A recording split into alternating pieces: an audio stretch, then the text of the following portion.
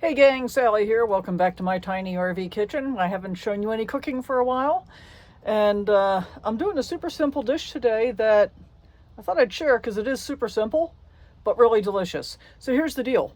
I love tomato soup, but I can't find any commercially made tomato soup that's not got a bunch of sugar in it.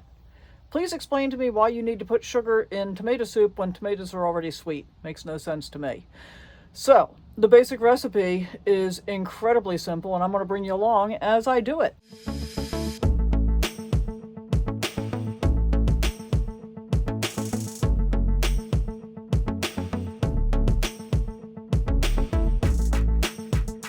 So we start off by melting a couple of tablespoons of butter. Yeah, just like that. And then I've chopped up, this was red onion because that's what I happen to have. And let me just get that in there. Okay, so we got the red onion in with the butter, and we're going to just let that, let that cook for a little while. Let the onion soften up. There's only 4 ingredients that are required to make this, by the way. And then we've got a can of tomato sauce and a can of diced tomatoes. So once the onions have softened up enough, I'm going to just dump the tomatoes in and, let it heat through for a few minutes. Now, I'm going to do a couple of embellishments today. I've got half of a tomato here I'm going to chop up and use that in it as well. I'm going to add a little basil, and I think I'm going to add some garlic. And that's it. You don't need any salt. And sometimes I put pepper in, sometimes I don't. And I'll probably put some red pepper flakes in, because I'm tending to like things a little spicier lately. So we'll get back to you when it's time to dump in the tomato products. So our onions are getting pretty soft. We're going to go ahead and dump in our tomatoes. Now, these are regular sized tomatoes because I wanted fire roasted. And so usually I try and do it with petite, just because they're smaller. But one of the hacks is you can stick an immersion blender in here and blend it up to make it all even creamier at the end of the day. So we're going to give this a stir.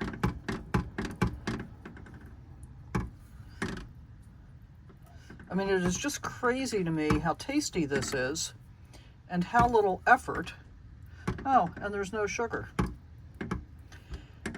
Now, I can't possibly eat all of this in one sitting because what goes really well with tomato soup? Oh, grilled cheese.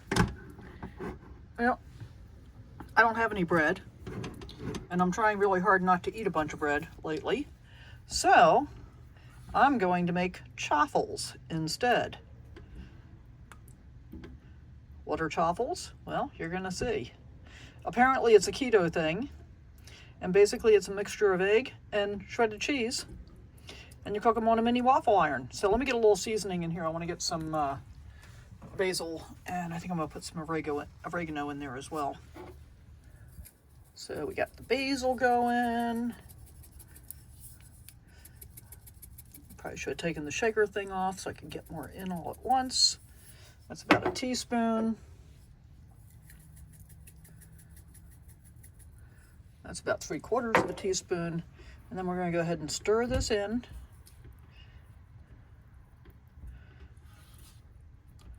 So I am going to have leftover tomato soup.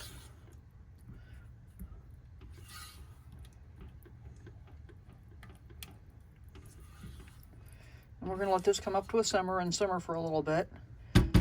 I don't think I'm going to bother with immersion blending it. I think I'll just eat the chunks of tomatoes in this case. So, and I've got my extra tomatoes already diced up and ready to go. Let me make a little room here, and then I'll show you how the chaffles go. So here you have it. This is the basic chaffle recipe. Okay, so we've got a half a cup of shredded cheese. I cracked an egg into it, and then I added some red pepper flakes, a little bit of basil, and some oregano, and some garlic powder. And so really all you got to do, and this might take 2 hands so that the dish doesn't spin around. Let me do that so I can get this mixed up, and then I'll show you what happens. It's like super simple. Okay, so we've got our egg and cheese mixture all mixed up. So that's ready to go. And here are my chaffle makers. So I bought this one from Amazon and paid full price for it. Full price was $10. And this one, which is a different shape, it's like a snowflake shape, I found at a thrift store in New York. Now you can see the blue light is lit up. That means that it's heating.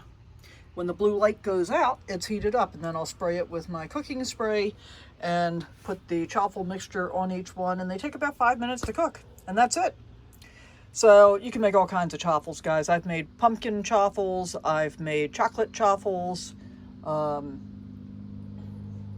I do a lot of the basic cheese chaffles. So like with the pumpkin chaffles and the chocolate chaffles.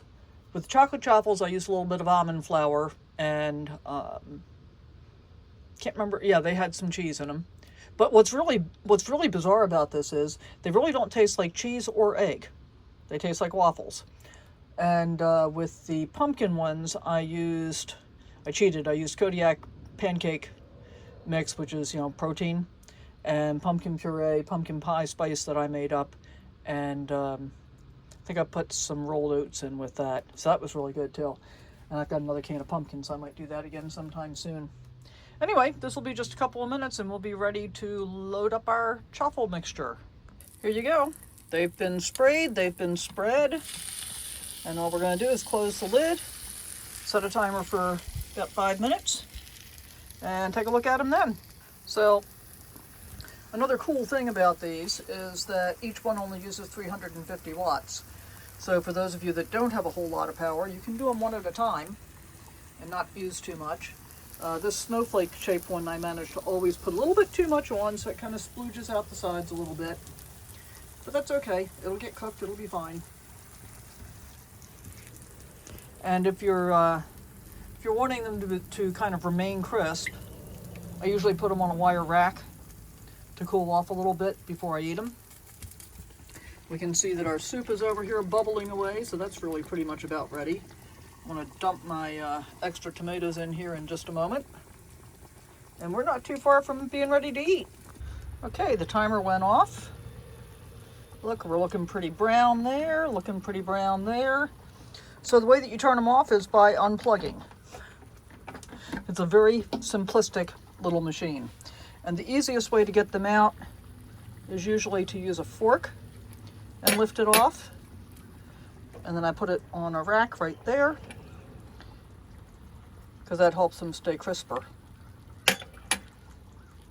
And I made a little more mess than I usually do here, so I'll have to clean this up.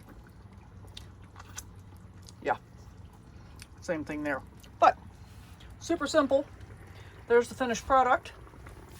There's the soup. Time to eat. Thanks for coming along.